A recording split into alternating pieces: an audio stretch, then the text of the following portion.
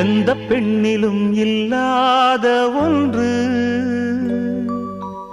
ஏதோ அது ஏதோ அடி ஏதோ உன்னிடம் இருக்கிறது. அதை அறியாமல் விடமாட்டேன், அதுவரை உன்னை தொடமாட்டேன். எந்த பெண்ணிலும் இல்லாத ஒன்று ஏதோ அது ஏதோ அடி ஏதோ உன்னிடம் இருக்கிறது.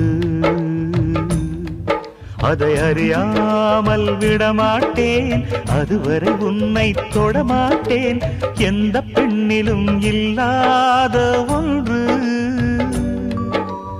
ஏதோ அது ஏதோ